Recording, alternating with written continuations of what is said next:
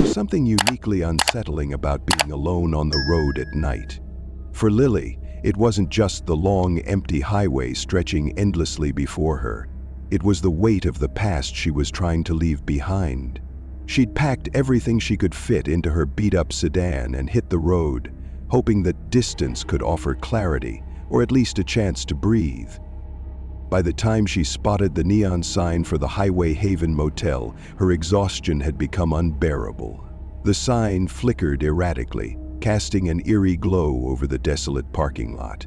Lily debated pushing through and finding somewhere else, but the prospect of driving another hour on an unlit highway made her stomach churn. She pulled in, the gravel crunching beneath her tires.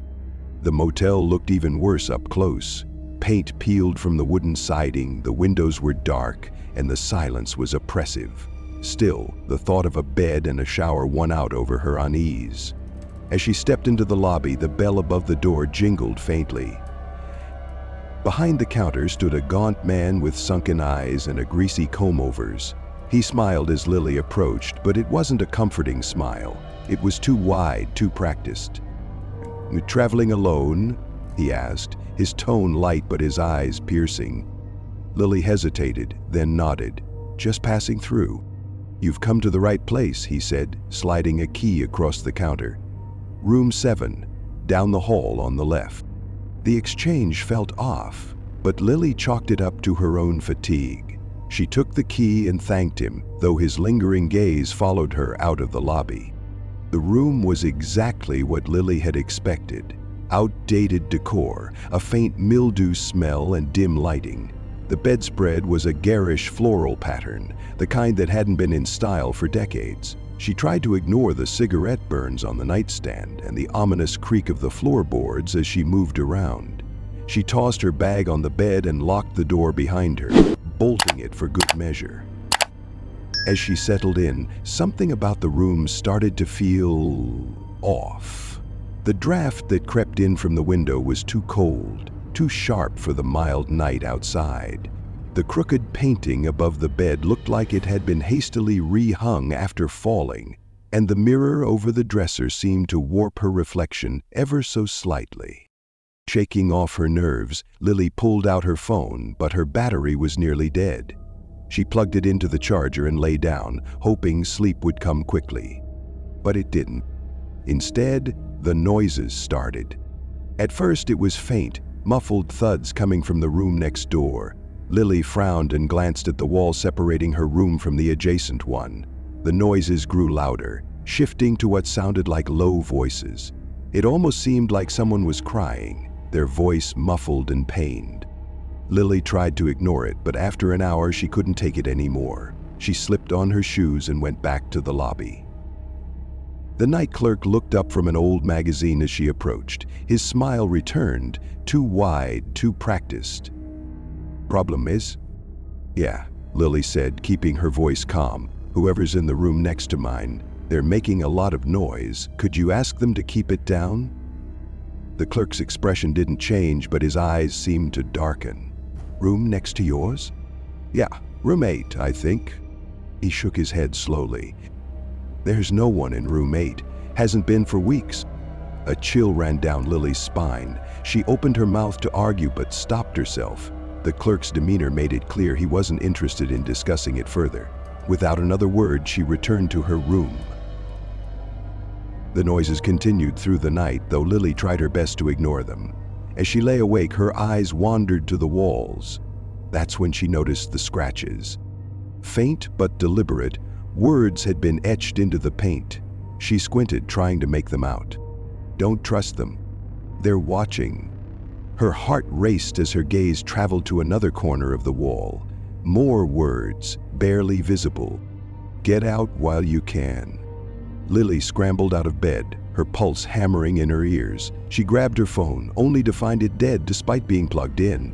The lights flickered, and the cold draft seemed to intensify, carrying with it a faint, acrid smell. Then came the knock.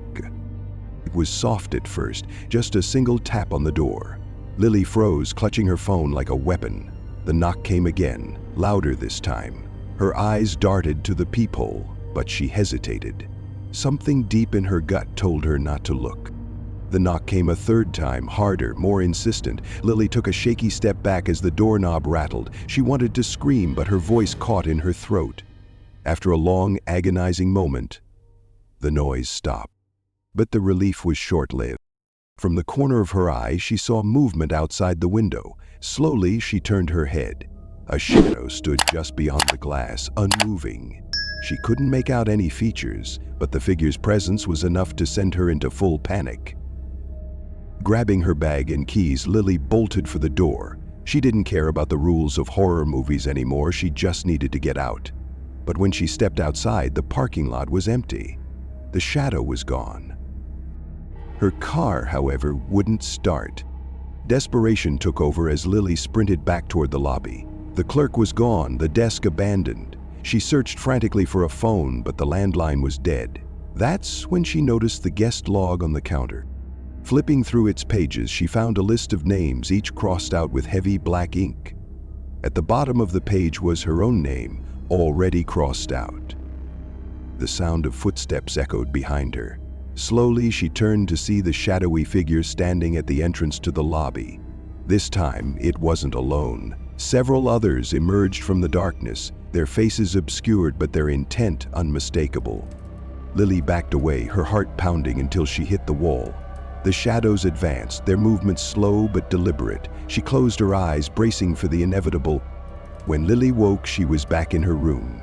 The door was bolted, the scratches on the walls gone. For a moment, she thought it had all been a nightmare. But her car was still in the lot, and the motel's neon sign still flickered ominously. As she gathered her things to leave, she glanced at the mirror one last time. There, written in condensation, were 3 words: divine. You can't leave. As Lily stepped outside, she noticed something she hadn't before.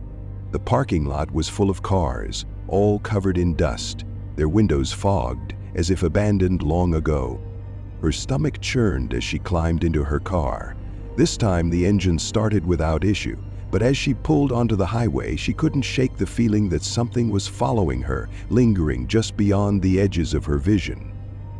The Highway Haven Motel disappeared in her rearview mirror, but Lily knew she hadn't truly escaped. No one ever did. There's something inherently eerie about roadside motels. The isolation, the stale air, the peeling paint on walls that have likely seen decades of transient guests. For Rachel, Mike, and David, the Desert Vista Inn was just another pit stop on their road trip. The 3 friends had been on the road all day, chasing sunsets and Instagram-weldy landscapes. By the time they pulled into the motel parking lot, fatigue had set in, and the idea of sleeping in a real bed, even if it was in a dingy motel, sounded heavenly. The motel's neon sign buzzed and flickered, casting uneven shadows across the cracked asphalt. As they entered the tiny lobby, the stench of mildew and mothballs greeted them. Behind the counter stood an elderly clerk, hunched over a yellowed newspaper. He looked up as the trio entered, his watery eyes narrowing as if he didn't get many visitors. "Yes, nervous. Just need a room for the night," Mike said, flashing a polite smile. The clerk's voice was raspy, like he'd smoked a pack a day for most of his life. "Got a room for you, room 12, just don't go near room 13. Rachel raised an eyebrow. "Why? What's in room 13? The clerk's expression didn't change. "It's locked for a reason. Don't ask questions you don't want answers to." The 3 friends exchanged uneasy glances but shrugged it off. Every old motel had its quirks, and this one was no exception. They grabbed the key, muttered their thanks, and headed to room 12. The room was exactly what they expected. Dingy wallpaper curling at the edges, a faint smell of mildew, and a bedspread that looked like it hadn't been replaced since the 70s. Still, it was better than sleeping in the car. Mike and David tossed their bags onto the bed while Rachel wandered over to the window. "Creepy," she muttered, closing the curtains. That night, the first strange occurrence happened. As Rachel lay in bed scrolling through her phone, the bedside lamp flickered. She tapped it thinking it was just a loose bulb, but the flickering continued. Across the room, Mike and David were playing cards, laughing quietly. Suddenly, they all heard it. A faint whispering sound, barely audible but unmistakable. "Did you hear that?" Rachel asked, sitting up. "Hear what?" Mike replied, his laughter fading. The whispering stopped as abruptly as it had started. They shrugged it off as their imaginations, worn thin by exhaustion, and went to bed. The next morning, Rachel was the first to wake. As she stepped outside to stretch, her foot brushed against something under the doormat. She bent down and picked up a rusted key with 13 engraved on it. Her stomach twisted as she held it up to the light. Why was this here? When Mike and David woke, she showed them the key. "This was under our mat. Do you think it's for room 13? David grinned. "Only one way to find out." "No," Rachel said firmly. "The clerk told us not to go near that room." Mike shrugged. "Maybe it's just some old key that doesn't even work anymore." "But come on, don't you want to see what's behind the door?" Despite Rachel's protests, curiosity got the better of them. That night, when the clerk had retired to the back office, they approached room 13. The padlock was rusted but sturdy. David inserted the key and turned it. The lock clicked open with surprising ease. Inside, the room was a time capsule. Dust-covered furniture, a rotary phone on the nightstand, and a smell of decay greeted them. The air was icy cold, much colder than the desert night outside. Rachel's unease grew as she stepped inside, the floor creaking beneath her feet. "Guys, we shouldn't be here," she whispered.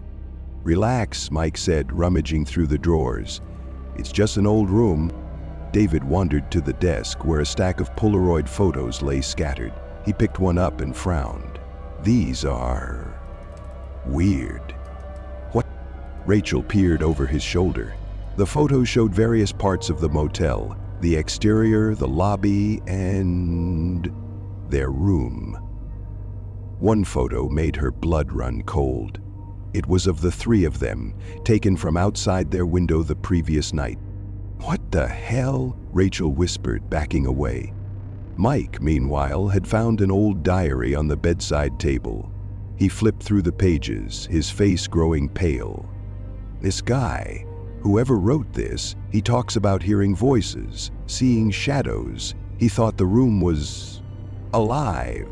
Suddenly, the door slammed shut, making them all jump. The lights flickered, plunging the room into brief darkness before coming back on. The whispers started again, louder this time, and the temperature plummeted even further. "We need to leave," Rachel said, her voice shaking. She grabbed the door handle, but it wouldn't budge. "David!" Rachel and Mike shouted, banging on the closet door. It wouldn't open. The whispers turned to screams, echoing around the room. Rachel and Mike backed away as the furniture began to shake violently. The diary on the bed burst into flames, the pages curling and blackening. Then, as suddenly as it had started, everything went silent. The closet door creaked open, revealing nothing but empty space. David was gone. Rachel and Mike didn't wait to find out what had happened. They bolted out of room 13, running to their car without looking back. The clerk was nowhere to be seen and the lobby was dark. As they sped away, Rachel glanced in the rearview mirror. The light in room 13. The next morning, they went to the nearest town and reported David's disappearance to the local sheriff. When they mentioned room 13, the sheriff's face turned grim. "That room hasn't been opened in decades," he said. "The last time someone stayed there, well, let's just say they didn't check out." Rachel and Mike tried to move on, but the events of that night haunted them. Rachel started noticing scratches on her bedroom walls that hadn't been there before. Mike began hearing whispers in his apartment when he was alone. Both of them knew they'd never truly escape. The Desert Vista Inn still stands, its neon sign flickering against the desert sky. Room 13 remains locked, but for how long? Every so often, a new guest checks in, drawn by the promise of a cheap room and an old clerk's cryptic warning, and the cycle begins again. Roadside motels have always carried a certain eerie charm, a mix of anonymity and isolation. Jack, a traveling salesman, had seen his fair share of them. Usually, they were unremarkable pit stops between meetings, but the one he stumbled upon that stormy night was different. It stood alone, surrounded by dense woods, its faded neon sign barely flickering: vacancy. The rain hammered down as he pulled into the empty lot, his wipers struggling to keep the windshield clear. Inside the cramped lobby, the musty smell of damp carpet and stale cigarettes hit him. A balding clerk with glasses perched on the tip of his nose looked up from a crossword puzzle. "Room for the night?" he asked without enthusiasm. Jack nodded, shivering from the cold that seemed to seep through the walls. "Yeah. Just need a place to crash." The clerk handed him a rusted key attached to a chipped wooden fob. "Room 208, last door on the left. Quiet night tonight," he added, almost as an afterthought. No one else checked in. Jack thanked him, grabbed his duffel bag, and headed toward the dimly lit hallway. The carpet squelched slightly underfoot, as if it had absorbed years of spilled drinks and humidity. The number 208 was barely legible on the door, but Jack was too tired to care. He unlocked it and stepped inside. The room was exactly what he expected. Beige walls stained with watermarks, a TV with knobs instead of buttons, and a bedspread in a garish floral pattern. Jack tossed his bag onto the chair and collapsed onto the bed. Outside, the storm raged on, wind howling against the windows. As he started to doze off, a faint noise jolted him awake. It sounded like muffled knocking. He sat up, listening intently. The sound came again, this time accompanied by what sounded like a voice. It was faint but unmistakable, someone calling for help. Jack stood and walked to the door, peering out into the hallway. The sound seemed to be coming from across the hall, room 209. He hesitated. The clerk had said no one else was staying here. The knocking grew louder, more frantic. "Help me!" a voice cried, muffled but desperate. Jack's instincts kicked in. He hurried to the front desk, where the clerk was still hunched over his crossword puzzle. "Hey, someone's in room 209. They're yelling for help," Jack said, breathless. The clerk slowly looked up, his expression unreadable. "That's not possible. No one's checked into that room." Jack frowned. "I'm telling you, I heard someone. They're banging on the door." The clerk sighed and stood, grabbing a flashlight. "Let's take a look." Together they walked to room 209. The hallway felt colder than before, and the sound of their footsteps echoed eerily. When they reached the door, the knocking had stopped. The clerk shone his flashlight on the door, the number 209 barely visible under a layer of grime. He jiggled the handle. It didn't budge. "See? Room's locked, just like I left it," the clerk said. Jack's frustration grew. "But I heard." The clerk cut him off. "Old pipes. Wind in the vents. This place makes all sorts of noises. Trust me, you're the only guest here." Without another word, he turned and shuffled back to the front desk. Jack lingered for a moment, staring at the door to room 209. Something felt off, but eventually he returned to his room, convincing himself he must have imagined it. That night, Jack's sleep was restless. He woke several times, each time convinced he heard faint whispers. At one point, he got up to use the bathroom and noticed something strange. A wet footprint on the carpet near the door. It was small, like a child's, and led toward room 209. His unease grew. He decided he needed to see inside that room. Armed with a coat hanger, he made his way across the hall. The lock gave way with a soft click, and the door creaked open. The room was freezing cold. Unlike his own room, which felt dated but functional, room 209 looked abandoned. The wallpaper was peeling in long strips, and the furniture was covered in a thick layer of dust. On the bed sat an old, water-damaged suitcase. The lights went out completely, and Jack felt a hand grab his shoulder. He screamed and wrenched the door open, stumbling into the hallway. The whispers faded as he bolted back to the lobby. The clerk was gone, the front desk abandoned. Jack didn't wait around. He grabbed his bag from room 208 and ran to his car, not stopping until he was miles down the road. The next day, he returned with local authorities. When they entered room 209, it was empty. No suitcase, no journal, no sign anyone had been there for years. The clerk, too, was missing, and the motel appeared as if it had been abandoned for decades. Jack's story ends with him saying he never took another road trip, but sometimes on stormy nights, he swears he can hear faint whispers and feels the icy grip of that hand on his shoulder. The motel still stands, a crumbling relic off the highway, and room 209, its door remains locked, but the whispers, they're still there, waiting for the next guest.